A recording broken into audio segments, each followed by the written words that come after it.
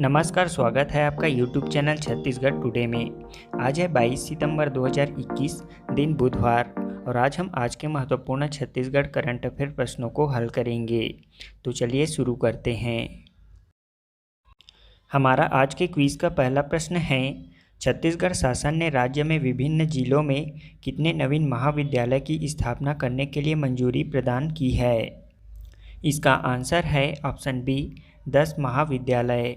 छत्तीसगढ़ शासन ने राज्य के विभिन्न जिलों में 10 नवीन महाविद्यालय की स्थापना करने के लिए मंजूरी प्रदान की है। इस प्रत्येक नवीन महाविद्यालयों में प्राचार्य, सहायक प्राध्यापक, ग्रंथपाल, क्रीड़ा अधिकारी एवं अन्य स्टाफों की भर्ती के लिए भी स्वीकृति दी गई है। इस आशय का पत्र मंत्रालय महानदी भवन स्थित उच्च शिक्षा विभाग द्वारा जारी कर दिया गया है।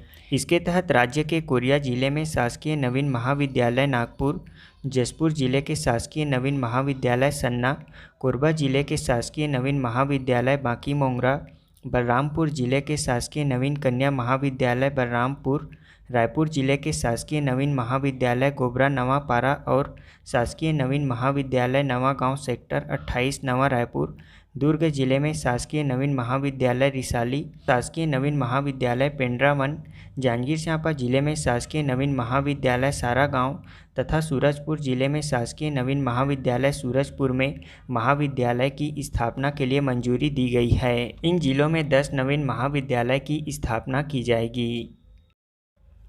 दूसरा प्रश्न है, छत्तीसगढ़ में गढ़बो नवा भविष्य कार्यक्रम किस उद्देश्य से प्रारंभ किया गया है? इसका आंसर है ऑप्शन सी, बच्चों में व्यावसायिक जानकारी के उद्देश्य से। छत्तीसगढ़ में गढ़बो नवा भविष्य कार्यक्रम बच्चों में व्यावसायिक जानकारी देने के उद्देश्य से प्रारंभ की गई है। बता दें कि राज्य में गढ़बो नवा भविष्य कार्यक्रम की शुरुआत 15 अगस्त 2021 से सभी प्राथमिक स्कूलों में की गई है। इस कार्यक्रम के माध्यम से स्कूली बच्चों को समाज में विभिन्न कार्यों और व्यवसायों से जुड़े लोगों की पहचान कराई जाएगी। शिक्षक इन व्यवसायों से जुड़ी बातों और व्यवहारिक जानकारियाँ कहानियों के माध्यम से बच्चों को देंगे। पुस्तकीय ज्ञान और व्यवहारिक ज्ञान दोनों ही बातें बच्चों को मिलने से उनमें अध्ययन के प्रति रुचि जगेगी। बच्चों को कक्षा में सिखाई गई बातों को अपने बड़े भाई बहन या पालकों का सहयोग लेकर इस पुस्तक में दिए गए विभिन्न व्यवसायों के बारे में चित्र को देखकर चर्चा करने के लिए प्रोत्साहित किया जाएगा, और इस अध्ययन के आधार पर ही राज्य में प्राथमिक स्तर पर ही बच्चों को विभिन्न व्यवसायों की जानकारी देने के उद्देश्य से इस सत्र में प्राथमिक शालाओं में बच्चों एवं शिक्षकों के लिए गढ़बो नवा भविष्य के नाम से सामग्रियाँ उपलब्ध कराई गई हैं। और अब इसी कार्यक्रम के तहत हाल ही में छत्तीसगढ़ सरकार द्वारा लिए गए फैसले के अनुसार छत्तीसगढ़ में पठन कौशल बढ़ाने के लिए समग्र शिक्षा की ओर से गढ़बो नवा भविष्य नामक पुस्तक बच्चों को प्रदान की जाएगी।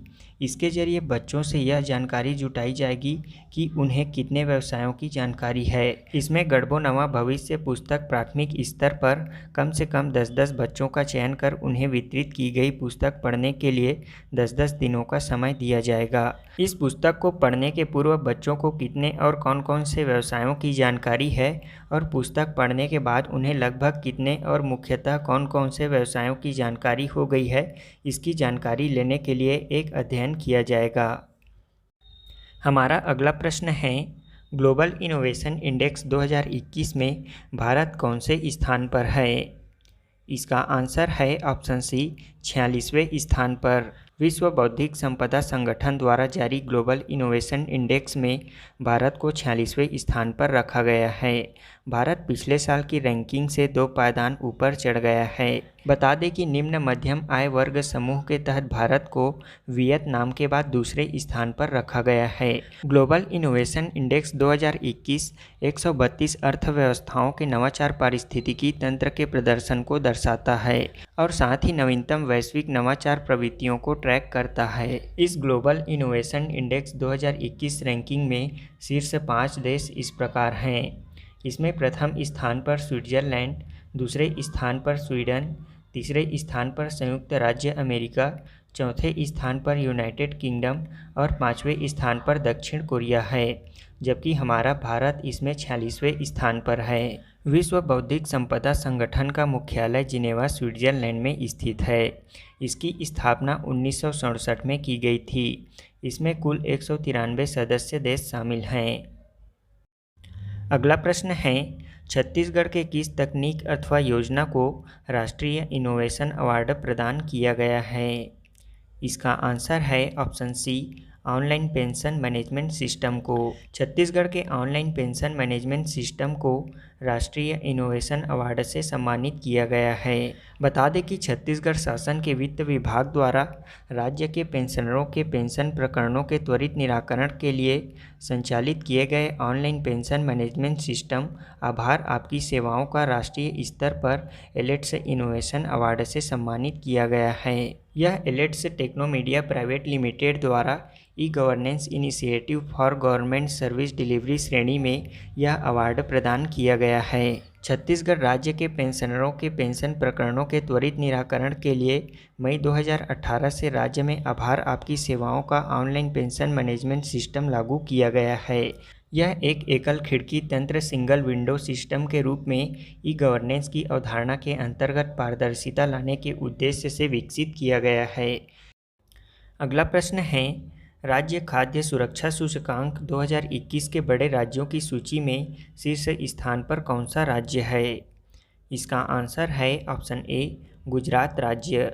देश के राज्य खाद्य सुरक्षा सूचकांक 2021 में बड़े राज्यों की सूची में गुजरात राज्य शीर्ष स्थान पर है। केंद्रीय स्वास्थ्य और परिवार कल्याण मंत्री मनसुख मांडविया ने खाद्य सुरक्षा के 5 मापदंडों में राज्यों के प्रदर्शन को मापने के लिए भारतीय खाद्य सुरक्षा और मानक प्राधिकरण का तीसरा राज्य खाद्य सुरक्षा सूचकांक जारी किया है। वर्ष 2020-21 की रैंकिंग के आधार पर 9 प्रमुख राज्यों केंद्र शासित प्रदेशों को उनके प्रभावशाली प्रदर्शन के लिए सम्मानित किया गया है। इस सूचकांक में 9 प्रमुख राज्यों केंद्र शासित प्रदेशों की सूची इस प्रकार है। इसमें बड़े राज्यों में गुजरात, फिर केरल, फिर उसके बाद तमिलनाडु है, जबकि छोटे राज्यों में गोवा के बाद मेघालय, फिर मणिपुर है, जबकि केंद्र शासित प्रदेशों में जम्मू कश्मीर, उसके बाद अंडमान निकोबार द्वीप समूह, फिर नई दिल्ली है। छत्तीसगढ़ का पहला स्टील ब्रिज कहाँ बनाया गया है? इसका आंसर है ऑप्शन बी, दंतेवाड़ा जिले में। अगला प्रश्न है, south eastern coalfield limited SCCL Chhattisgarh के किस जिले में पहली बार ओवरबर्डन से रेत उत्पादन करने वाली मशीन लगाने जा रही है? इसका आंसर है ऑप्शन सी, कोरबा जिले में। अगला प्रश्न है, हाल ही में भारत सरकार के किस मंत्रालय ने एक पहल अभियान शुरू किया है? इसका आंसर है ऑप्शन डी, कानून और न्याय मंत्रालय ने। अगला प्रश्न है, छत्तीसगढ़ में बायोडिग्रेडेबल प्लास्टिक बनाने के लिए इंदिरा गांधी कृषि विश्वविद्यालय और किसके मध्य समझौता हुआ है? इसका आंसर है ऑप्शन ए, भाभा परमाणु अनुसंधान केंद्र के मध्य। अगला प्रश्न है, पंजाब के नए मुख्यमंत्री कौन चुने गए हैं? इसका आंसर है ऑप्शन सी, चरणजीत सिंह चन्नी। अब हम कल के क्विज का आंसर जान लेते हैं। पहला प्रश्न था, छत्तीसगढ़ शासन ने खाद्य प्रसंस्करण उद्योगों में मंडी शुल्क छूट की सीमा कितनी की है? इसका आंसर है 2 करोड़ रुपए। छत्तीसगढ़ शासन ने खाद्य प्रसंस्करण उद्योगों में मंडी छूट की सीमा 2 करोड़ रुपए कर दी है। दूसरा प्रश्न है, पोलावरम परियोजना के तहत छत्तीसगढ़ का विवाद किस राज्य के मध्य चल रहा है?